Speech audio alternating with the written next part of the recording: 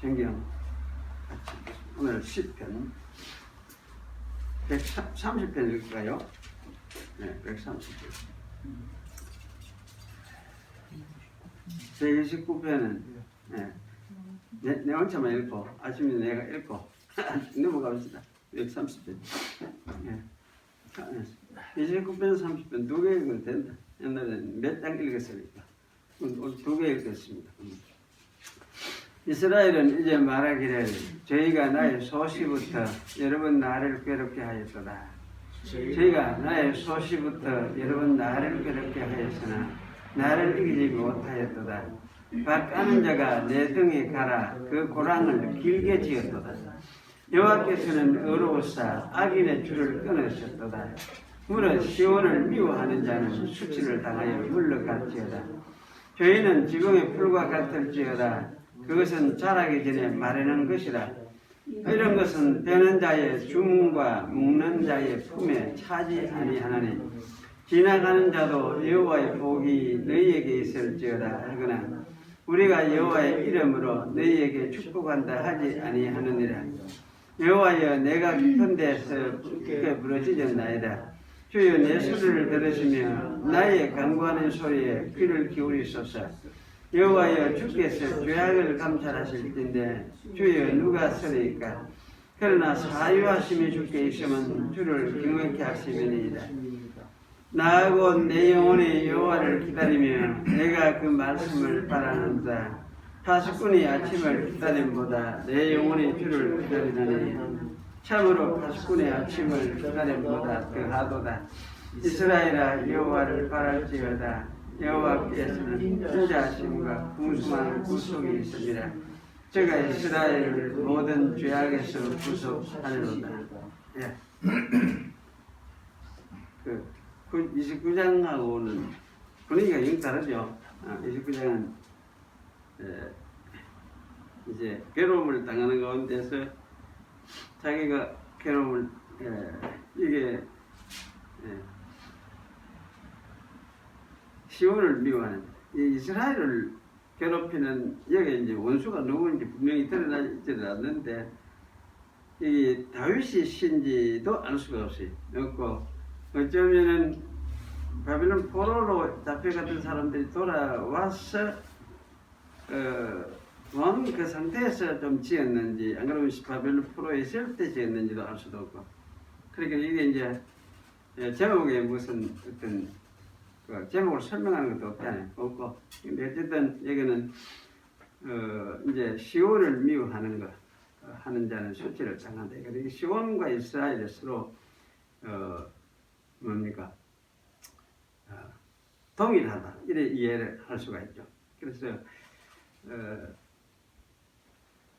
소시부터 나를 괴롭게 했다 이렇게 하니까 이것도 개인 같기도 한데 또 이스라엘과 동일시하고 있는 걸 시온과 동일시하고 있는 걸 보면서 이게 누구냐 이 학자들은 굉장히 이런데 골치가 아팠어요. 아팠었는데 아마 이제 이스라엘과 시온과 동일시할 수 있는 거는 이스라엘과 시온이고 시온이 이스라엘을 할 수 있어요. 왜냐하면 이제 이스라엘은 시온으로 대표되죠. 왜냐하면 이 시온은 하나님이 다윗을 세워서 다윗 왕국을 이제 확립하는 그러니까 왕조를 확실하게 하는 세우겠다고 그 약속을 주신 그런 장소가 시온이니까 그래서 이런 이제 시온을 미워하는 그는 다윗 왕조를 미워하는 건 마찬가지고 또 이스라엘을 미워하는 것이나 마찬가지고 아마 그런 의미에서 미워하는 자는 아마 이스라엘의 대적이다 이렇게 이야기를 할 수가 있습니다. 그런데 그걸 29장에 이제 이런 부분을 이야기하면서 30장에는 주님의 그 사유하심 또 용서하심 그 간구하심 들어 구하고 이렇게 하는 걸 이야기하고 있어요. 그래서 여호와께 인자하심을 고대하면서 그분이 그런 분인 줄 아니까 구속이 그분께 있고 이런 것을 아니까 그래서 회복시키는 걸 구하고 그래서 하나는 또 저주 같기도 하고 29장은 30장은 회복시켜서 구속하시는 것을 또 이야기를 하는 거. 그래서 이런 이제 관계가 어떻게 연결지을지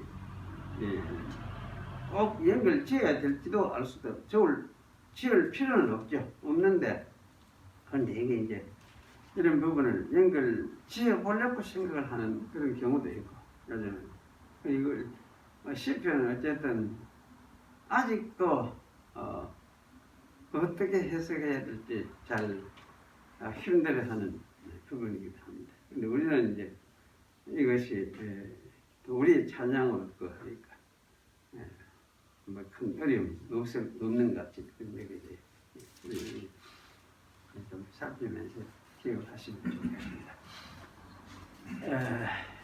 이제 웨스트민스터 신앙고백서 88페이지인데 은혜와 구원의 확신, 구원의 확신 보겠습니다. 구원의 확신 이거는 선교 단체에서 많이 그거 쌓았는데 여기도 이제 우리 웨스트민스터 신앙고백서에도 구원의 확신 강의가 들어 있습니다. 같이 보겠습니다. 위선자나 그 밖에 중생하지 못한 사람들은 자신들이 하나님의 은총과 구원의 상태에 있는 줄로 알고서 거짓된 소망과 육적인 업적으로 헛되게 자기 자신을 숨길 수가 있으나 그들이 가지고 있는 소망은 사라질 것이다. 그러나 주 예수를 함으로 믿고 진실한 마음으로 그를 사랑하며 그 앞에서 모든 선한 양심을 따라서 힘써 행하는 그러한 사람들은 이 세상에서 그들이 은혜의 상에 있다는 것을 확신할 수 있으며 하나님의 영광의 소망 중에서 즐거워할 수가 있다. 이 소망은 결코 그들을 부끄럽게 하지 않을 것이다. 이 확실성은 허황된 소망에 근거한 단순한 업적에 지나지 않는 그럴듯한 확신이 아니라 이 확신은 구원을 약속한 하나님의 진리에 근거한 틀림이 없는 믿음의 확신이다. 그리고 이것은 약속들을 하게 된 그 은혜들에 대한 내적 확정과 우리가 하나님의 자녀인 것을 우리 영으로 더불어 증거하는 성령의 증거 등에 기초하고 있다. 이 영은 우리의 기업에 대한 보증이며 이 영으로 말미암아 구속의 날까지 우리가 인침을 받았다. 절대로 틀림없는 이 확신은 믿음의 본질에 속한 것이 아니라 참 신자가 오랫동안 기다리고 많은 난관들에 부딪히고 난 연후에야 그 확신을 갖게 되는 것이다. 그렇지만 하나님께로부터 그에게 값없이 주어진 것들을 그가 성령을 통하여 알 수 있기 때문에 색다른 특별한 계시 없이도 통상적인 방편들을 올바르게 사용함으로써 그 확신에 도달할 수가 있다. 그러므로 모든 신자에게는 자기의 부르심과 택하심을 확실하게 하기 위하여 열심을 다할 의무가 있는 것이다. 그렇게 함으로 해서 그의 마음은 성령 안에서 화평과 희락을 넘치고 하나님께 대한 사랑과 감사로 넘치며 또한 복종하는 일에 있어서는 힘있고 유쾌하게 된다. 이 같은 것들은 확신에서 오는 당연한 열매들이다. 그러므로 이 확신을 갖게 되면 사람들은 결코 방탕한 생활을 할 수가 없는 것이다. 맞죠? 네. 4번 참신자일지라도 그들의 구원의 확신이 여러 가지 모양으로 흔들리며 약해지며 일시에 중단될 수가 있는데 이 같은 일들은 그 확신을 보존하는 것을 게을리하거나 양심에 상처를 주고 성령을 근심케 하는 어떤 특별한 죄에 빠지거나 어떤 갑작스럽거나 강렬한 시험에 의해서 또는 하나님께서 그의 얼굴의 빛을 숨기어 그를 정의하는 자일지라도 흑암 중에 행하며 전혀 빛이 없게 되게 하심으로 말미암는 것이다. 그렇지만 하나님의 시와 믿음의 생활이나 그리스도와 형제들에 대한 사랑 그리고 의무에 대한 신실한 마음과 양심이 결코 전적으로 그들에게 결여되어 있는 것이 아니기 때문에 성령의 역사로 말미암아 이 확신이 적당한 때에 소생하게 되는 것이며 또한 그간의 심한 절망에서도 이 성령의 역사로 말미암아 그들이 버텨내는 것이다. 예, 이 끝까지 그렇죠. 중요한 거는 하여튼 구원의 확신하는 거는 이 확신이 내가 가지는 확신 이렇게 여러분 좀 생각을 안 하면 좋겠어요. 저는 이 부분에 내가 가지는 확신 물론 내가 가지는 것일 수도 있죠. 내가 가지기도 하고 한데 이것이 뒤에 나온 대로 이제 흔들리고 막 이래 될 수도 있다 이야기를 하는데 이제 결국 이게 이 흔들리고 어려운 가운데서 연약해가 이렇게 흔들리고 할지라도 결국은 하나님이 세워서 이런 확신을 가지게 만들어 주신다. 이제 그런 취지를 말하는데 이게 이제 근본 중요한 거는 구원의 확신 자체가 이 구원의 도리에 기초하고 있으니까 이 구원의 도리라는 것은 하나님의 계획 속에서 있던 것이죠. 하나님 계획에 있으니까 이 계획에 또리해서 거기서 나온 구원 사건이 있고 그 사건을 기초해서 이제 그걸 믿고 우리가 믿고 받아들여서 그걸 따르게 되어지는 것이니까 사실 이제 이 구원 사건이 너무나 확실한 것이죠. 변함이 없는 것이니까. 그러면 이런 구원 사건이 변함이 없는데 자, 그 구원 사건을 우리들이 이제 가만히 이래 생각을 하고 묵상하고 또 설교도 듣고 성경을 읽으면서 평생 동안 이제 살아가게 되죠. 살아가게 될 때에 이제 하나님의 백성들에게는 자 우리가 더 이 진리가 사실로 실제로 와닿게 되어지죠. 그래서 이렇게 되는 것이 이제 하나님의 신이 보이지는 않지만 역사를 해서 믿음에 이르도록 믿도록 만들어 주시고 굳게 서도록 이렇게 만들어 주시기 때문에 되는 일이다. 그렇게 우리가 이해를 할 수가 있겠습니다. 그래서 이 구원은 결국은 하나님이 계획하셨어요. 또 나를 불러서 이렇게 믿음을 주시고 세워 주셨으니까 그러면 반드시 틀림없이 이루어지겠구나. 틀림없이 이루어지겠구나.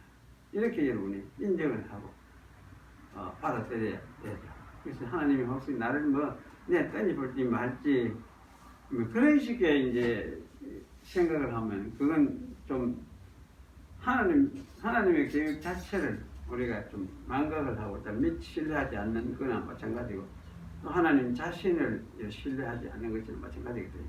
그래서 하나님 자기 계획 속에서 우리를 택하고 나를 택해서 믿음을 이루게 되면 그렇게 믿음을 주셨어요. 그렇게 하신다면 그러면 말할 것도 없이 끝까지 나를 이끌어 주실 것이다. 이렇게 이제 확신을 가지고 틀림없구나. 그래 어려움이 와도 견디고 이끌어 주실 것이다. 이렇게 식으로 하면 우리가 살아가야 되겠죠. 그래서 이끌어 준다는 말은 이제 결국은 구원으로 이끌어 주신다. 이렇게 우리가 생각하는 필요합니다. 잘 기획을 하시면 좋겠습니다. 사사기 찾겠습니다. 한참 구약을 안 보다 보니까 한 것은 이대로 가는 8장 22절부터 보겠습니다. 8장 22절.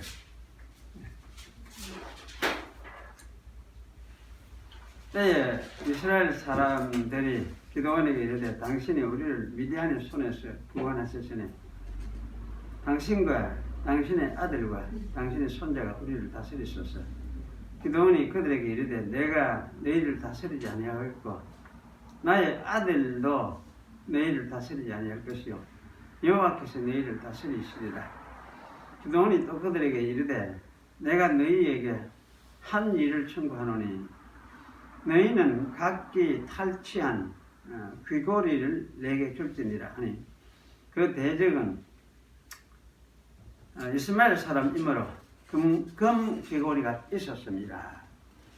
무리가 대답하되 우리가 즐거이 드리리다 하고 겉옷을 펴고 각기 탈취한 귀고리를 그 가운데 던지니 기도원에 청한 바 금 귀고리 중수가 중수 중수하는 옛날 말이 쓰나네. 네, 무게 옛날 다 이래 썼어요. 무게가 여러분 성경 왜 되세요? 중수 무게 금 700 세겔이요. 그 외에 또 세 달 형상의 장식과 폐물과 미디안 왕들의 입었던 자색 의복과 그 약대목에 둘렀던 사슬이 있었더라. 기도원이 그 금으로 에봇 하나를 만들어서 자기의 성읍 오브라에 두었더니 온 이스라엘이 그것을 음란하기 위함으로 그것이 기도원과 그 집의 올무가 되니라. 미디안이 이스라엘 자손 앞에 복종하여 다시는 그 머리를 걸지 못하였으므로 기도원에 사는 날 동안 40년에 그 땅이 태평하였더라. 요아시 아들 여룹바알이 돌아가서 자기 집에 거하였는데 기도원의 아내가 많으므로 몸에 낳은 아들이 70년이었고 세겜에 있는 첩도 아들을 낳았으므로 그 이름을 아비멜렉이라 했더라.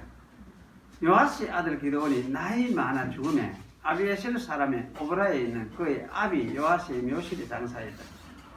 기도원이 이미 죽음에 이스라엘 자손이 돌이켜 바알들을 음란하기 위하고 또 바알 브릿을 자기의 신으로 삼고 사면 모든 대적의 손에서 자기들을 건져내신 여호와 자기들의 하나님을 기억지 아니하며 또 여룹바알이라 하는 기도원의 이스라엘에게 베푼 모든 은혜를 따라서 그의 집을 후대치로 아니하였더라.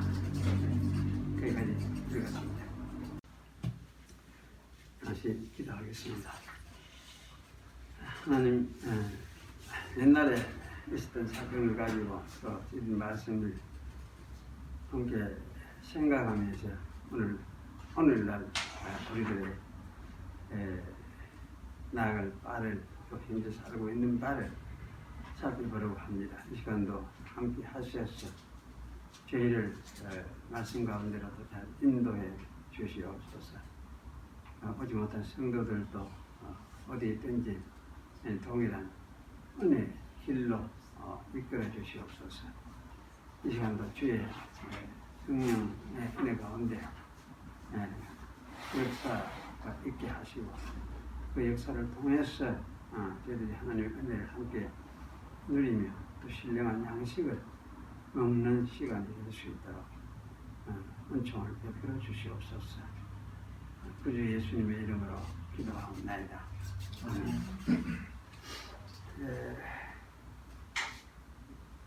오늘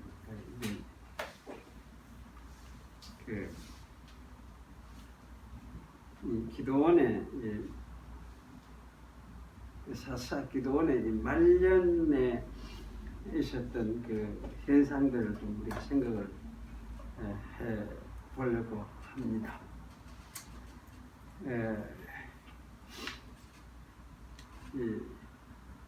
이 기도원의 말년 제가 이분을 이제 쭉 읽어가면서 참 이것도 참 우리가 생각해보고 또 한번 살펴봐야 되겠다 그런 생각이 들어지고 또 한편은 참 이 고민이 되는 분도 없지 않아 있다는 생각도 들고 여러분이 함께 이런 말씀을 우리가 살펴보는 것이 하다는 생각이 들었습니다. 지난 주간에는 그냥 제가 이제 이렇게 타입 붙이는 걸 안 하고 할 수도 있지만 너무 이제 힘이 들어가 힘도 들지만은 뭐랄까 운동량이 부족해놓으니까 속이 좀 안 좋아 제가 이제 뭡니까 지방간이 좀 있어요. 지방간이 제가 그래서 이 조금 먹는 게 좀 하여튼 좀 안 좋아요. 그러니까 이제 먹는 걸 좀 조심을 하고 좀 집에서도 좀 이제 그 움직이는 걸 좀 움직여야 되겠다 생각하고 이렇게 이제 조심하면서 하다 보니까 아무것도 뭐 하려고 하기도 좀 힘들어지고 그래서 이제 글 쓰는 게 그게 참 작은 일이 아닌 것 같다 싶어요. 그래서 오늘 그냥 말씀을 우리가 생각해보는 그런 시간으로 하겠습니다. 이게 이제 그 기도원 여러분 잘 알죠? 기도원은 이스라엘 사사가 변화도 사사라는 것은 사실은 임시적인 지도자를 하죠. 임시 지도자. 이스라엘 나라에서 옛날 이스라엘 나라에서 이제 왕국이 세워지기 이전에 임시적으로 백성을 지도하며 다스리도록 세운 사람들이 사사라 이렇게 합니다. 그래서 이것을 이제 누가 세우느냐 하면 하나님이 세워요. 하나님이 세우는데 하나님의 신이 사람을 택해가지고 그에게 임하면은 그때부터 이제 사사로 활동하도록 그렇게 이제 되어지는 사람이 이제 사사인데 사사라는 말은 요새는 이게 이제 판관 이렇게 번역을 하기도 천주교에서는 판관 이렇게 번역을 하기도 합니다. 그런데 이게 그 이제 판관이라는 말은 사실 재판관 우리 식으로 하면 요새는 그렇게 번역을 할 수 있죠. 그런데 사실 이게 재판관하고 또 개념이 달라요. 그러니까 이게 이제 재판관도 아니고 재판관도 순서는 현재 재판부터 입법, 사법, 행위 이렇게 나눠 가지고 이제 이 우리가 재판관 이렇게 이야기를 할 수가 있는데 이때의 판관은 하여튼 모든 것을 국민의 모든 문제들을 판단해주는 사람이에요. 그러니까 행정도 포함이 되어 있고 뭐 잘못하는 것도 이런 사법부도 함께 그거 하고 그래서 전체적인 다 관을 하는 그런 사람이 이 판관 다스리는 사람. 요새 치면은 영어에서는 그냥 저지 이렇게 번역을 많이 하고 하는데 어쨌든 그런 사람입니다. 그래서 이 사람이 특별히 이 기도원이라는 사람 여러 판관 중에서 기도원이라는 사람은 이제 미디안 사람들에게서 이스라엘을 구원한 사람이다. 그렇게 말을 할 수가 있습니다. 그래서 이 미디안 사람, 미디안 군대, 동방 사람 이렇게 표현되기도 하고 하는데, 왜냐하면 이 동방 쪽에서 살았으니까, 이스마엘 후손들로서 이 사람들이 살았으니까, 이 군대가 굉장히 압박하면서 이스라엘을 괴롭히고 그렇게 했는데, 이 이스라엘 동방 사람들을 14만 5천을 쳐서 이제 무너뜨리고 거의 막 전멸시키다시피 이렇게 그걸 했죠. 그래서 이스라엘 구원을 한 사람이 기도원이다. 그렇게 말을 할 수 있는데 이렇게 이제 이스라엘을 구원하고 나니까 오늘 여기 백성이 이제 그 문제가 제시하는 것이 나오는데 미디안 당신이 우리를 구원했으니까 당신과 당신의 아들과 손자가 우리를 다스려 달라 이렇게 요구를 했습니다. 그래서 이 말은 달리 이야기하면은 진짜 이방 나라들은 다 왕을 가지고 있고 그 왕들이 통치하고 하면서 그 이제 나라를 다스리고 또 전쟁을 해서 자기 나라를 지키고 대적하는 손을 물리치고 이렇게 해주는데 우리에게도 그러한 왕들이 필요하지 않느냐, 이게 필요합니다. 그런 요구를 할 수 있습니다. 그래서 이 말은 당신과 당신의 아들과 손자가 우리를 다스리십시오. 이 말은 당신이 왕이 돼가지고 당신의 왕조를 시작을 해서 통치를 시작을 해라. 이제 그런 말씀이기도 하죠. 근데 사실은 이제 백성의 이런 요구는 그야말로 이제 생각을 해보면은 자연스러운 요구라 할 수도 있고 당연하다 할 수도 있습니다. 그런데 다른 한편 생각해보면 이거는 신앙적인 것은 아니었다 이렇게 말을 할 수가 있죠. 왜냐하면 이때는 이제 하나님이 사실은 이스라엘을 통치하고 계시는 상황이죠.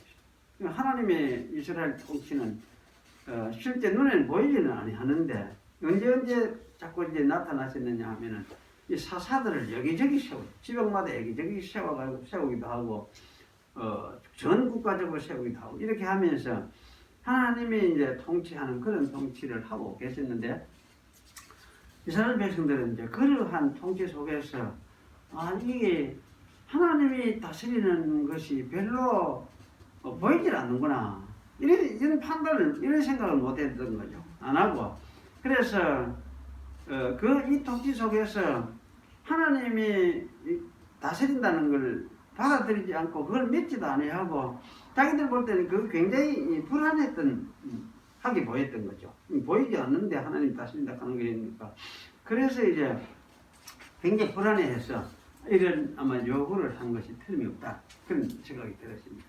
그런데 이제 이렇게 요구를 했을 때에 여기에 기도원이 대답한 거는 이제 내가 너희를 다스리지 않겠다 이야기를 하죠. 하고 나의 아들도 너희를 다스리지 아니할 것이고 그럼 누가 다스리나 여호와께서 너희를 다스릴 것이다 그렇게 이야기를 했습니다.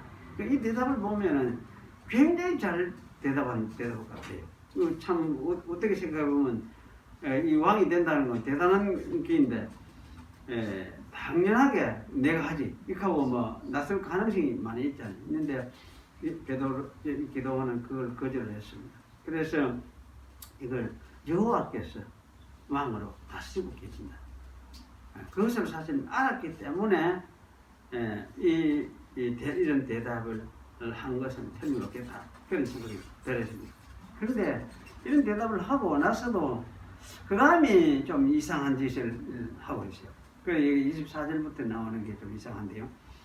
그냥 여호와께서 왕이시니까 그분이 다스리도록 우리는 해야 된다는 걸 이야기를 하고 나는 물러나고 우리 가족 다 왕대가 안 된다 이렇게 이야기를 한 것은 잘했는데 그것을 끝내야 되는데 여기 보면 이 기도원이 금장신구들을 너희서 모아서 내놔라 이렇게 이야기를 해요. 그래서 이제 전쟁에 참여했던 사람들이 모두가 금장신구들을 다 모아가지고 내놓으니까 그게 엄청스레 많은 양이 되죠. 그래서 이걸 가지고 뭘 했느냐 하면 이제 녹여가지고 대제사장이 입는 겉옷을 만들었어요. 이 조끼 같은 옷이 여기 에봇이라고 하는데 에봇 하는 거 이건 사실 조끼 같은 거예요. 겉에 입는 조끼. 우리 이제 양복 입으면 속에 조끼 해가지고 요래 하잖아요. 요 아마 허리 요래가 내려오도록 요렇게 해가 입잖아. 근데 이거는 아마 긴 옷 받치 이까지 무릎까지 내려가는 속에 받침 옷이 있고 또 저 발끝까지 내려가는 거 속에 있는 것도 있고. 근데 그 위에 겉에 이제 이렇게 입는 조끼처럼 요렇게 타이 요렇게 입는 요걸 에봇이라고 해요. 그래서 요 에봇에는 이제 가슴에 붙이는 흉패도 달고, 그 흉패는 요만했다 한 3cm 내지 한 5cm, 13cm 되는 요런 내막반사하는 거지. 그래서 여기 이스라엘을 이제 대표하는 이스라엘 아들들 이름을 새긴 보석들을 달아놨어. 그래서 왜 이걸 사용하느냐 하면 이걸 가지고 하나님의 뜻을 묻는데 이걸 사용을 했어요. 그 사실 이걸 어떻게 사용했는지 우리 지금 몰라. 근데 하여튼 성경에는 하나님의 뜻을 이거 가지고 묻고 판단하고 하나님 물으면은 그거 가지고 또 응답을 했어요. 어떤 표적으로서. 그 어떻게 했는지 우리는 지금 알 수가 없어요. 그런데 그렇게 사용된 에봇을 만들었어요. 사실 이거는 왜 그러면 이 기도원이 이런 것을 만들었을까? 자기가 과연 이걸 만들 수 있는 자격이 있느냐? 어떤 하나님이 만들었다 했느냐? 사실 그런 것도 아니고 이미 있거든. 이 에봇이 실로의 성소에 있어요. 성소가 있어요. 그런데 지가 이렇게 해가지고 그걸 에봇으로 만든 거는 이거는 이상한 짓을 한 것이 틀림없습니다. 그래서 이런 짓을 이렇게 한 거는 그럼 지가 제사장 노릇하려고 이래 했느냐? 그럼 제사장 노릇하려고 이래 한 건 아닌 것 같아. 제사장 노릇하려고. 그러면 이제 그러면 왜 이런 짓을 했느냐? 이거 할 때에 어떤 이제 사람들은 이거는 실로 성소까지 가지 않고 자기 집에서 하나님의 뜻을 알아보려고 이렇게 했을 것이다. 이렇게 생각을 하는 사람들이 있어요. 그 말도 어찌 보면 좀 그럴듯하기도 한데 그렇다고 해서 들름 이것을 이렇게 만들어서 자기 집에서 그렇게 하는 일을 시작을 했다. 이것도 좀 이상하긴 해요. 이상한데 우리가 이제 어쨌든 우리가 이렇게 생각해야 될 건 기도원이 이걸 만들어서 자신이 만들어서 자기 성읍에 두어서 될 것은 전혀 아니에요. 그런 물건을 자기 성읍에 두어서는 될 일이 아니거든. 왜냐하면 이거는 이제 예배는 어디까지 가야 되느냐? 당시에 실로에 이제 하나님의 그 성막을 거기에 두고 거기에서 이제 예배하도록 이스라엘 백성들을 그렇게 했는데 그쪽으로 가서 거기에서 예배를 하도록 그래 해야 되지. 자기 집에 이래가 자기 성에 해서 백성들이 일로 몰려들도록 이렇게 해서는 안 된다는 말입니다. 그런데 이제 아마 이게 기도원이 이걸 이렇게 만들었어요. 이것은 아마 안 할 일을 한 건 틀림없죠. 그래서 이것으로 인해서 백성들이 실로 성소로 가지 않고 어디로 몰려드냐면 기도원 집으로 몰려든 거지. 기도원 사는 그 성으로. 그래서 그 성이 오브라였는데 오브라 하는 이 성에 모여가지고 백성들이 이제 물을 것이 있으면 묻는 식을 이제 그걸 한 거지. 그럼 이거 누가 대답을 해줬는지 알 수가 없어요. 아마 기도원이 했는지 그 아들들이 그런 일을 했는지 잘 모르겠어요. 이래 되면 어떻게 되겠습니까? 이게 여기가 이상한 하나의 성소 비슷한 하는 것이 되는 거지. 요새 집안은 이제 점쟁이 비슷한 것이 되는 거예요. 점쟁이 와서 물어보고 어찌하면 됩니까? 어찌하면 됩니까? 와가 묻는 게 뭐냐? 하나님의 뜻을 하나님 앞에서 어떻게 행동하고 할 걸 이렇게 묻는 게 아니고 백성들이 보통 물을 때 뭘 묻냐면 자기의 살아가는 문제들 이런 걸 가지고 이제 묻는 경우가 많이 생겨나죠. 그래서 이게 이제 이 성수가 어떤 마치 이 점쟁이들 점집 비슷한 이런 상황이 되어가지고 그런 곳으로 전락한 것 같다는 생각이 들어집니다. 그래서 이게 이제 결국 이거를 한마디로 이야기를 해서 이거는 이스라엘이 그것을 엄란하게 위함으로 그것이 기드온과 그의 집에 올무가 되니라 이렇게 말씀합니다. 그래서 아마 이건 엄란하게 위함으로 이건 틀림없이 점쟁이 비슷한 이런 상황으로 만들어버릴 것 같다 그런 생각입니다. 그 사람들이 이렇게 이제 점쟁이 비슷하게 이렇게 사용을 하면서 하나님 묻는 거로 이런 식으로 하면 하나님을 진짜 하나님으로 생기는 게 아니고 그게 하나의 참 이상한 마치 어떤 문제를 대답해주고 하는 그런 점귀신 비슷한 이런 수의 식으로 하나님을 생각을 하고 있었던 거죠. 그러니까 이건 무당화된 일종의 상황이 된 것이 틀림없습니다. 그래서 이런 일들을 하도록 기도원이 잘못 생각해가 잘못함으로써 엉뚱한 만들지 않은 에봇을 만들어 가지고 결국은 이런 일들을 우상 숭배를 조장하는 그런 일을 하게 되어졌고, 이러다 보니까 요즘 자기 집, 자기 동네가 말하자면 마치 성소처럼, 성소 아닌 성소처럼, 그 사이비 성소처럼 되는 거예요. 이렇게 해서 이제 이상한 그 상황에 처하게 되는 것이 틀림없습니다. 그래서 이런 것을 찾아오는 이 사람들은 그럼 이 마음도 우리가 알 수가 있습니다. 그러니까 이스라엘 사람들이 그 정신 상태가 뭐냐, 그야말로 우상 숭배적인 마음으로 꽉 찼다는 생각을 할 수밖에 없어요. 그래서 하나님, 이스라엘 하나님은 전혀 이해하지 못하고 그저 다른 어떤 우상 신과 같은 그런 차원에서 하나님을 생각을 했던 것이 틀림없구나, 그런 생각이 들었습니다. 그래서 우리가 이제 이런 측면에서 이런 부분을 생각하면, 저는 그쯤에는 이런 현상이 오늘 우리 시대, 이 시대도 비슷한 현상일 수가 있겠구나. 왜냐하면 교회에 신앙생활 하는 사람들이 수없이 많이 있어요. 많이 있고 하는데도 그 사람들이 이래 신앙생활 양상을 이래 보면 참 건전하게 잘 바르게 믿음을 따라 살아가는 사람도 많이 있지만 그렇지 못한 사람도 많이 있어요. 그래 교회를 나오고 하면서도 하나님을 그야말로 이와 같이 우상 생각하듯이, 귀신 생각하듯이 생각하는 사람들이 있어요. 심지어 이제 우리가 흔히 그런 이야기를 많이 듣죠. 교회 나오면서도 점하러 오는 사람도 많이 있다. 그 중에서는 장로도 그런 사람들이 있고, 권사도 그런 사람들이 있고, 옛날에 제가 뭡니까? 고신의 후배 목사가 되고, 계명대학 캠퍼스 주변에 그쪽에 가기 전에 있을 때 그쪽에 개척한 목사가 있어요. 그분은 하는 이야기, 이제 전도 다니고 전도를 많이 다녔어요. 그런데 그 주변에 점집이 많아요. 그러니까 이제 점하는 사람한테 가도 전도를 하는 거지.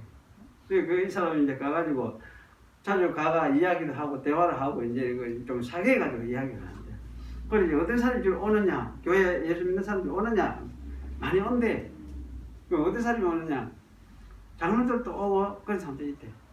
권사들도 오고 집사들도 오고 자꾸진 오는 사람이 많이 있대. 왜 오느냐 물어보니까 그런 이야기를 해요. 하나님께는 기도를 하면은 대답을 빨리 안 해준대. 여기 오면 무슨 대답이라도 빨리 해주니까.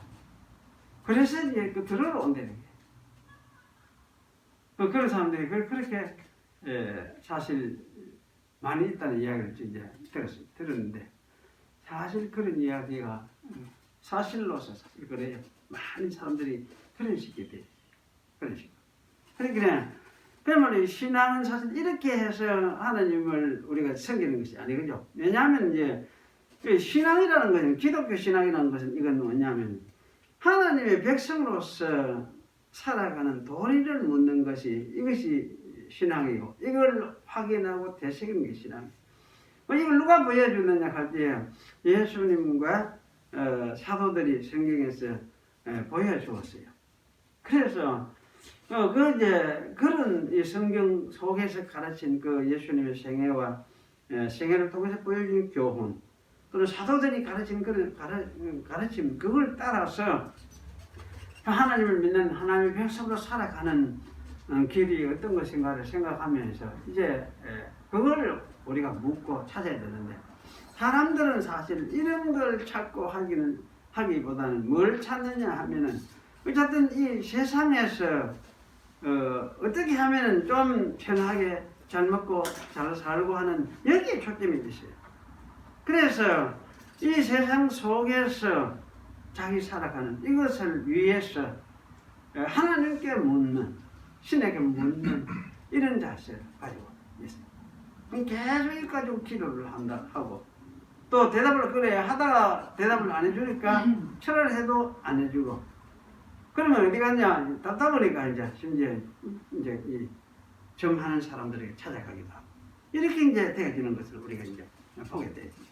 그래서 사실은 신앙은 이런 유의의 것이 아니다. 기독교 신앙은 사실은 나의 문제, 내 세상 살아가는 문제에 유익과 어떤 덕실을 따져가서 그것을 하나님께 물어서 하나님이 판단해주고 더 유익하게 해주는 어떤 길이 있어가지고 그걸 배아가 듣고 와서 그럼 이제 그걸 얻기 위해서 하나님께 묻는 이런 식의 이제 그 자세를 가지고 이런 거 가지고 기도도 많이 하고 그래 하는데 사실 그런 거 가지고 기도할 것이냐 생각할 때 그런 거 가지고 뭐 그렇게 기도할 게 있냐? 그거는 사실 기도할 거리가 사실 아니라고 할 수 있어. 그런 거지.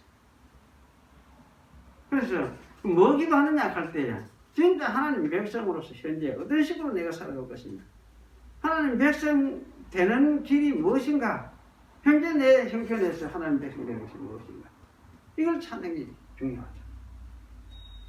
그럼 이 세상에서 여러분이 이제 그럼 내가 뭘 하며 살 것이냐 하는 이런 것을 가지고 하나님께 물어보면 됩니까? 안 됩니까?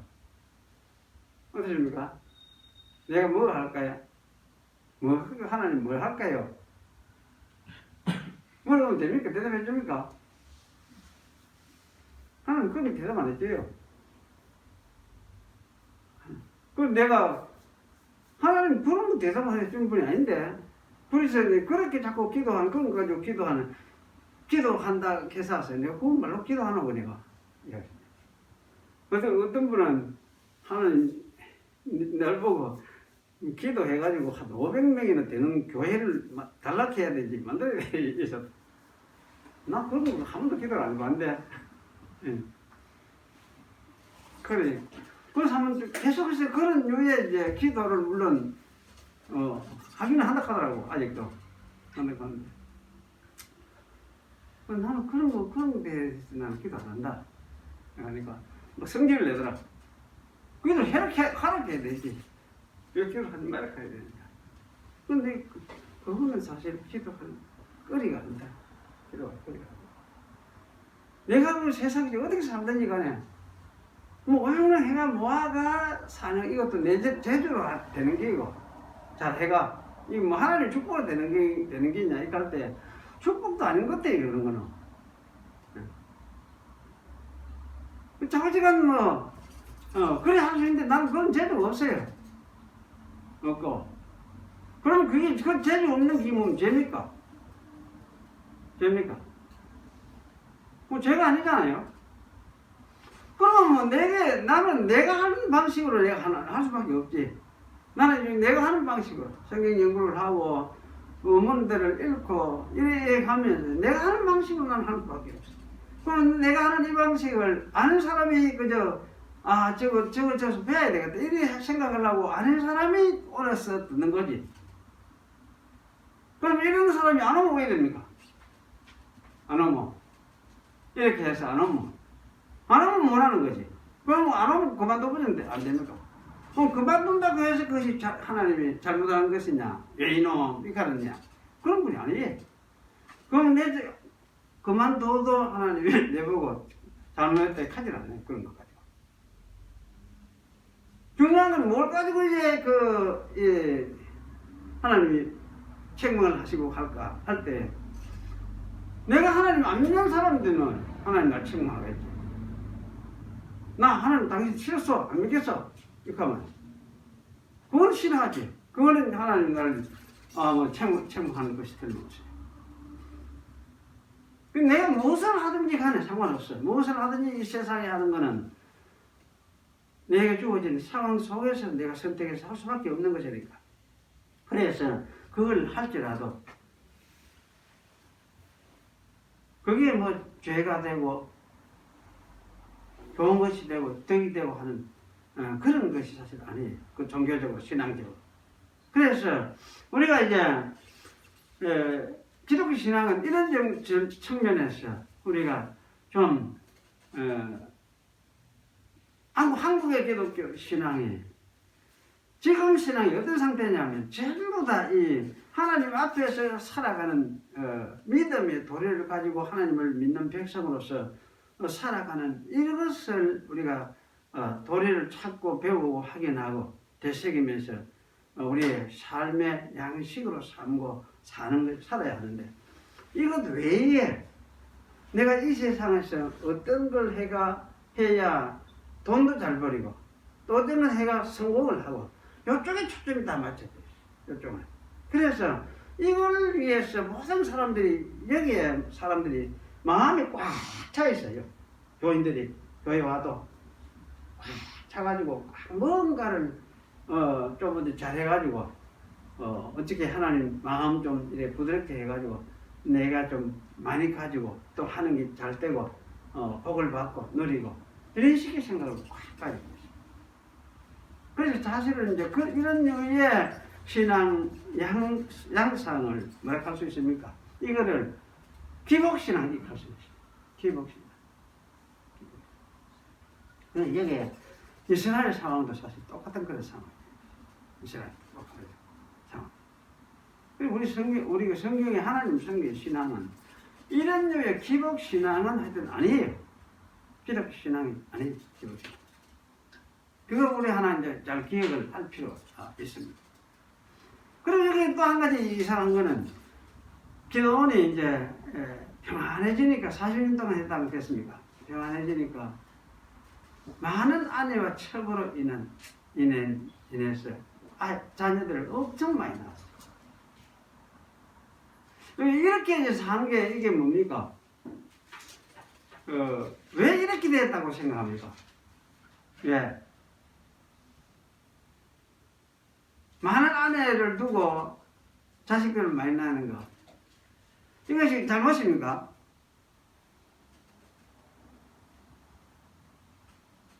어떻습니까? 죄입니까?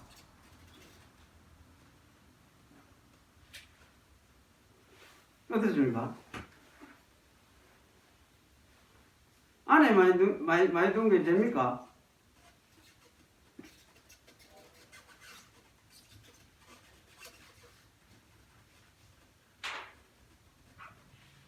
한번 성경적으로 볼 때는 뭐라 해야 되겠습니까? 여기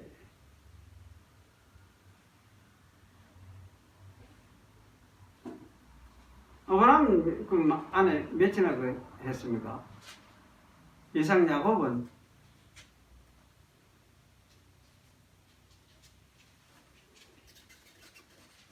이거는 너무 시대적인 상황의 문제죠. 그 시대가 이렇게 살아갈 수밖에 없는 삶을 일반적으로 다 받아들였으면은 그 시대 사람들은 이걸 뭐 잘못이다 이런 생각 비표를 하지 않았지. 그러나 그 시대는 이런 걸 이제 이렇게 받아들이면서 살았던 것 같아요. 그러니까 이렇게 사는 거는 그럼 어떻게 이렇게 되느냐 하면 돈 있는 사람, 좀 힘이 있고 여력이 있는 사람들이 자녀를 많이 주고 아내를 많이 줘가지고 자손들을 여럿이 태어나도록 만들었던 거지. 그것을 그 사회가 그걸 공인했어요. 일반적으로 공인했어요. 그 잘못한 것이 이렇게 하질 않았단 말이에요. 그러니까 이 율례라는 건 뭐냐 하면은 당시 시대가 자기 그 사회가 만든 이것이 하나의 윤리라고 할 수 있어요. 하나님 앞에서 이렇게 하는 거는 이건 분명히 아마 잘못이라고 할 수 있어요. 있는데 하나님도 일을 하시는 걸 보면은 그저 이거 시대 상황을 뛰어넘어서 극복을 하고 초월을 하고 이렇게 하라고 요구를 하지 않는 것 같아요. 그러니까 일반 그 시대 상황이 그렇게 살면은 그런 대로 하나님이 그저 인정을 하고 지났던 것 같아요. 그래서 이 시대는 이렇게 사는 걸 하나님이 용인을 하신 거죠. 잘한 건 아니에요. 잘한 건 하나님 앞에 잘한 건 아닌데 인간들 앞에서 이렇게 하는 이것이 사실은 이거는 죄라고 할 수 있고 윤리적으로 뭔가 문제가 있다 이렇게 말할 수 있었던 것은 아니었다는 거죠. 그래서 아마 평안해지고 할 때에 이제 이렇게 참 이렇게 된 것이 일반적으로 우리가 막 그렇게 되었구나 이렇게 생각할 수 있지만 어쨌든 영적으로 보면은 그래도 이거는 아마 엄청 더 이제 뭐라 할까 프로젝트 할까 이런 상황이 됐던 것 같아요. 하나님 앞에서 살아가는 사람으로서 뭐라기보다는 조금 이 세상에서 그저 누리고 평안하고 자식들을 많이 낳아가 내가 이제 이 가문이 가족이 번성해야지만 이런 식의 생각이 없겠죠. 이러면서 이제 했는데 근데 이런 이제 문제점을 발견하게 되고. 그럼 기도원이 죽고 나서 우리가 이스라엘의 이 타락한 현상들을 우리가 볼 수 있는데요. 이스라엘의 이 타락한 현상들 가장 중요한 것이 뭐냐 하면은 이 바알버릿을 엄난하게 생겼다 이 말이에요. 바알버릿. 바알버릿이란 말은 하나 이제 우상의 이름이라 할 수 있죠. 있는데 이 말 자체는 뭐냐면 바알이란 말은 주인이란 말이에요. 주. 그 다음에 버릿이란 말은 이런 뭡니까? 언약, 약속, 언약이. 그러니까 하나님이 어쩌습니까? 언약의 하나님 아닙니까? 언약을 맺은 언약의 하나님인데 언약의 하나님을 이스라엘의 하나님인데 이스라엘의 하나님을 섬기지를 제대로 섬기지를 않고 이스라엘의 여호와 하나님을 그 여호와 하나님은 창조주죠. 창조주고 이제 영원히 전능한 창조주 하나님이고 눈에 보이지 않지만 만유 위에 계시는 그런 하나님이시죠. 그래서 사실 이 하나님은 형상을 만들지 말라 이렇게 이야기를 하잖아요. 했는데 여기 이제 이 사람들은 그 하나님을 섬기지 않고 물론 그 섬긴다 하면서도 그런 의식은 다 있었을 거예요. 그러면서도 뭐냐 바알을 언약의 신으로서 언약의 주로서 자기들 주로 삼았다. 이것이 뭐냐 바알버릿이에요. 그러니까 하나님 완전히 교체지. 하나님 교체지. 이런 현상이 있고. 그리고 이제 하나님께로 진짜 돌아올 생각을 하지 않고 자기 그저 이제 좋은 대로 사는 거지. 자기 좋은 대로. 그래서 이렇게 이야기하는 것이 기도원의 은혜도 망각했더라. 그 집에 후대하지도 않았더라. 후대하라 그러면 뭐 갖다 주라 이야기가 아니고 참 기도원의 은혜, 기도원이 얼마나 우리를 위해서 고생하면서 죽도록 싸워서 우리에게 평화를 가져다 주었느냐. 그런 생각하면 참 감사하다. 이런 생각을 하고 그러면서 이제 그 은혜를 좀 기억을이라도 하는 마음을 가지고 그 집을 대조를 하고 이렇게 사는 이것이 뭐냐? 이것이 하나님 믿는 신앙을 가진 사람들의 모습인데 이 사람들 그거 다 망각했더라고요. 그러니까 신앙 다 내버린 거지. 내버리고 그저 이제 하나님을 이방신 바알버릿을 완전히 언약을 맺어서 그들을 섬기기로 하고 이렇게 해서 이스라엘 살아갔던 거예요. 그래서 이것은 사실은 이제 무당 종교화된 기복신앙화된 그런 이스라엘 모습이다. 그렇게 말을 할 수 있는 것입니다. 그래서 사실은 이런 의미에서 우리가 생각할 때에 아까 이야기했듯이 현대 우리가 인들도 동일한 위험에 빠지게 되거든요. 사실 이스라엘이 거듭해서 이런 일에 빠지는 것을 우리가 보게 되고 사사시대도 이렇고 지금도 사실은 이제 참 덜하다 하지만은 많은 사람들이 이런 비슷한 의식 속에서 교회 생활을 하고 있는데 그래 교회 생활도 하고 종교 생활도 하고 다른 종교 생활도 하고 이러다 보니까 어떤 사람은 성탄 때는 교회 와가지고 또 예배도 드리고 헌금도 좀 달고 4월 초파일 되면 또 절에도 등도 하나 갖다 달고 이런 식으로 하는 사람들도 있고 이런 위에 이제 상황에 처해 있어요. 저는 이제 이걸 보면서 참 사람이 이렇게 되는 이유가 뭘까? 어떻게 하면 이렇게 앞에 그 기도원 죽고 나니까 사람들이 이렇게 흘러가 버려요. 전에나 지금 똑같은 상황이니까 또 이렇게 드러난 거죠. 드러났는데 이런 상황 속에서 이거를 좀 막을 수 있는 방법 없을까? 대안이 뭐냐? 우리가 해야 될 일이 뭐겠느냐? 우리 교회가. 여러분 생각하세요. 여러분 지금 예수 믿고 살지만은 여러분이 죽고 나서 다음 세대가 진짜 이런 식으로 안 될 보장이 있겠나? 물론 하나님이 불러주신 사람 같으면 어쨌든 발에 서가겠죠. 구원을 이루도록 하시겠지만 그렇게 할지라도 억수로 많이 흔들리고 때로는 이런 식으로 나자빠지고 빠지고 기복신앙처럼 이런 식으로 돼가지고 이런 쪽에 빠져서 방황하고 돌아다니다가 그럴 수도 허탈이 많이 있을 것이고 근데 이러한 것을 좀 예방하고 그렇지 않도록 할 수 있는 또 우리가 가진 이 신앙을 계속 똑바로 이래 전해줄 수 있는 어떤 길이 무엇일까? 무엇일까?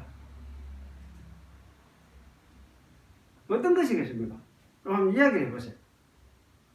어떤 방법이겠습니까?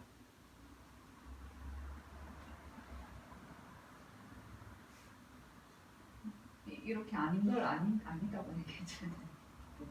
아닌 걸. 그래, 저는 그런 생각이 들어요. 그래. 하나님이 불러서 아마 불러주신 주신 사람들 우리를 믿는 과정 속에 두고 믿는 신앙의 일에 속에 불러주시면은 아마 이제 이 가정 속에서 들어오는 사람들은 일단 이제 복음의 대상으로서 하나님 어쩌면 삼고 계신다고 우리 이런 생각이 맞잖아요. 그죠? 그런 생각이 맞는데 뭐 이런 사람들에게 그러면 이제 우리가 해야 될 일은 과연 무엇일까? 이렇게 할 때에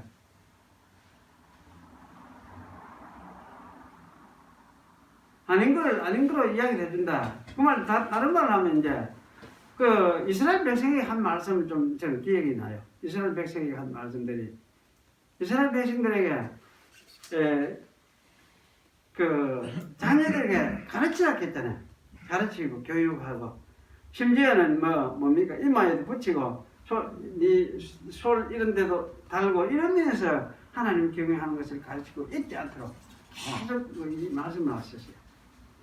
그래 말씀하셨는데 그 방식들을 우리가 생각해 보면 요새는 그때하고 또 좀 요새는 또 시대가 달라졌으니까 그런 식으로 좀 하기 힘든 경우도 있어요. 왜냐하면 이런 자녀들이 부모들 말 순종하는 이런 시대가 아니잖아요. 안 하고 저거 머리가 커가지고 부모들이 뭐라 하면 알았어요 이렇게 하고 이런 식의 그거 하니까 말을 안 들으니까 그러니까 이제 말 두 번 씹으면 하면 잠소리 하는데 이래 되니까 그래 할 수도 없는 거예요. 상황인데 그러나 이제 사실 바른 길이 무엇인지 바른 신앙의 도리가 무엇인지 이걸 아마 교육을 하고 하는 이거는 할 수 있는 건 해야 되겠다 생각이 들어요. 자녀들이 가르치고 교회에서도 이걸 가르치고 교육하고 그 교회가 할 일이 뭐냐 할 때는 이 신앙의 도리를 바르게 가르치고 교육합니다. 이게 참 중요하다 싶어요. 그래서 사실 어릴 때부터 이렇게 나이 어리면 어릴수록 더 좋은 것 같아요.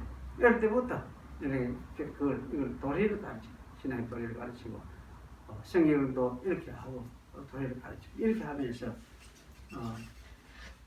이 말씀들을 잘 이해하고 알도록 도리를 가르치고 이거를 아마 이러면서 자라면서 점점 자랄수록 이제 저들 생각도 존중하고 저들 생각하고 판단도 생각하고 하면서도 그러나 도리는 어떤 것인지를 분명히 제시하고 가르치는 것 이게 참 중요한 것 같아요. 그래서 우리 계획주의 신학에서는 사실 이런 거를 굉장히 중요시해요. 계획신학. 우리 신앙고백서, 우리 벨직 신앙고백서 이런 거, 그 다음에 하이델베르크 신앙고백서. 하이델베르크 신앙고백서는 뭡니까? 아이들 중심으로 한 거예요. 만든 거예요. 아이들 중심으로. 아이들이 그걸 그저 기억하고 외우고 이랬어요. 외우도록 감성을 싣고 이랬어요. 지금도 보면 그걸 본받아가 교육하는 사람들은 부산에 우리 이제 백왕도사님 그 집의 아들은 하이델베르크 신앙고백서를 다 해야 해. 자, 지금 이제 6학년 됐나 5학년 됐나 제일 큰 거 다 해오고 있어.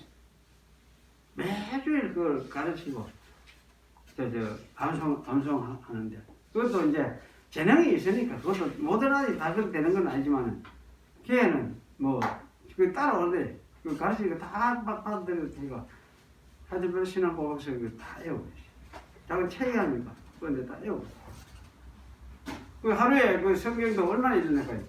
요새 지가 알아서 다 읽는데 이제 그 홈스쿨링 하거든. 집에서 지가 이제 다 알아서 성경도 하루에 매일 10장씩 지가 알아서 다 읽고 그래 저 학교에서 읽고 지가 공부할 거 지가 다 알아서 또 다 읽고 이게 어릴 때부터 교육을 시험하니까 지가 다 알았어요. 다 하는데 그게 뭐 하루 종일 하느냐 그렇지도 안 하고 오전 중에 다 끝냈거든요. 끝나고 오후에는 나가 놀고 도서관에 가가 따뜻하게 책들 보고 이렇게 하면서 그 학교 안 보내고 막 집에서 그걸 키우대. 너희를 그걸 키우대. 그래 그걸 이제 개교의 신앙의 그 전통 속에서는 아이들 양육하는 거 굉장히 중요하게 생각했어요. 그래서 그들에게 이게 학교 일본 공교육하는 공교육 의존하기보다는 가정에서라도 신앙적으로 키워야 되겠다 이 생각 가지고 그래서 같이 이제 가정교육하고 또 그걸 또 모아가 교회가 함께 모여서 교회에서 그들 모아가 또 교육하는 그래서 교회 학교 교회가 지어지면 그 다음에는 학교가 만들어져요. 학교가 그래서 그것을 이제 교회가 아이들 또 키우고 가르치고 그래서 사실은 초등학교, 중학교, 고등학교, 대학까지 연결된 거예요. 다 이렇게 교회에서 그걸 했어요. 교육을 하고 그랬죠. 교회 그래 신앙적 관점에서 아이들 교육을 하고 대학까지 사실 그렇게 교육을 하고 그래서 사실 이제 개교의 신앙 전통에서는 이 교회하고 학교하고 국가하고 이게 이제 삼일체가 돼가지고 함께 그 교육하고 아이들 키우는데 그걸 했어요. 그러니까 세금 내는 것도 어찌 되느냐? 교회에 헌금하는 것도 하지만은 정부에서도 이걸 위해서 이제 세금을 내고 또 학교에 또 기부하고 이렇게.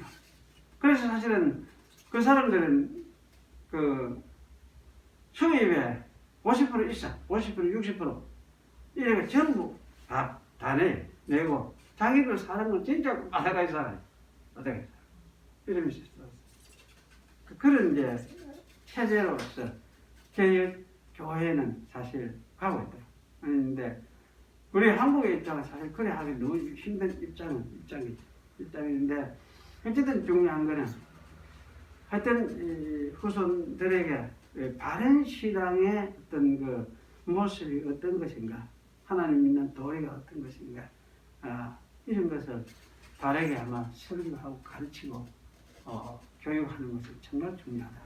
그리고 이렇게 생각해 볼 때 이제 교회가 사실은 이 면에서 해야 될 일이 있고 또 가정에서 부모들이 해야 될 일이 있고 그래서 사실 이 자녀들 후손들에게 바른 신앙의 도리를 전해주는 이런 일들을 참 좀 신경을 써서 해가야 되겠다 이런 생각이 들어요. 그래서 신앙을 이거는 이제 유산해 준다. 신앙을 상속해 준다 이거죠. 상속하는데 신앙이 무슨 상속이 되느냐 이거지만 신앙 상속이 어떻게 믿는 도리에 대한 그 이제 신앙을 상속해 주는 그런 측면에서 신앙은 또는 상속이기도 하다는 거 이거 우리가 기억을 할 필요가 있을 것 같습니다. 그래서 이런 측면에서 우리가 좀 생각을 가볍게 하지 않도록 해가야겠다. 그래서 이 기도원의 말년 현상에 있었던 이 현상들 이게 사실 기도원에 이때만 그런 게 아니고 어느 시대 없이 계속 그랬어요. 어느 시대 없이 계속 해석이 돼요. 근데 그제 아프리카 제가 갔을 때 거기도 사람들이 안 그런 거죠. 그것도 역시 그렇더라고. 그 이제 백인도 그렇고 이런 사람이 이런 식으로 빠져 있는 사람들이 있어요. 그리고 하나님을 신을 생각하는데 어쨌든 우상 생기듯이 기복신앙적인 이런 사고방식에 빠진 사람들이 있는데 그러니까 어떤 교회는 이런 것에 대해서 올바른 원리를 잘 설교하는 가르치는 것이 중요하고 가정에서도 이런 측면에서 이제 이걸 잘 이야기를 하고 전해주고 하는 것이 중요하고 그래서 이것을 받아들여서 자기 것을 삼아서 살아가는 거는 이제 자라면서 하나님이 하시고 또 자기 하나님과 그 함께 하시는 하나님께서 그 사람과 함께 살면서 가르치고 이해시키고 하겠죠. 그런데 알려주는 거는 우리들이 이제 바르게 빨리 잘 해줘야겠다. 그런 생각이 들어지기도 합니다. 그래서 이렇게 하는 것이 아마 이 기복신앙적인 이런 신앙을 좀 벗어나서 바르게 전해주는 신앙을 전수해주는 그런 일을 우리가 하는 것이 아닌가 그런 생각이 들어지고 근데 우선 그리고 무엇보다도 이제 이 예수 믿는 사람들은 하여튼 이 성경을 이래 읽으면서 성경 속에서 신앙의 도리가 무엇인지 이걸 바로 찾고 또 하는 일을 우리가 깨어나야 돼요. 부지런히 읽고 부지런히 살피면서 이런 데 관심을 가지고 해야겠다. 그런 생각이 들었습니다. 기도하겠습니다.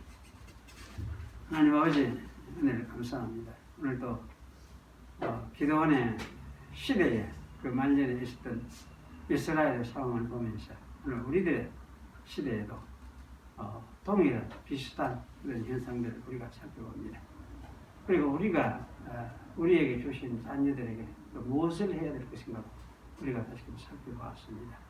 별로 할 일이 없는 것 같기도 하고 또 그런 생각 가지고 우리가 그 생각에 빠져서 살아가기도 하는 그런 우리 모습들을 발견하게 되었습니다. 하나 또 성경 속에서 볼 때에 바른 신앙의 도리를 자녀들에게 잘 가르치고 교육하는 이것도 너무나 중요한 것을 성경은 가르쳐주고 있음을 깨달사오니 저희들로 하여금 이 신앙의 도리를 잘 교육하고 가르치고 또 이런 도리 위에서 자녀들을 바르게 잘 세워서 이끌어 가는 그런 사명을 감당할 수 있도록 하나님께서 축복해 주시옵소서. 우리가 부모 되고 한 것은 또 이러한 부모로서의 사명을 잘 감당하도록 하기 위해서 세운 신주를 아오니 저희들로 하여금 또 이 일을 잘 받들어 하나님의 뜻을 이루는 그런 저희들이 될 수 있도록 하나님 권고해 주시옵소서. 예수님의 이름으로 기도하옵나이다. 아멘.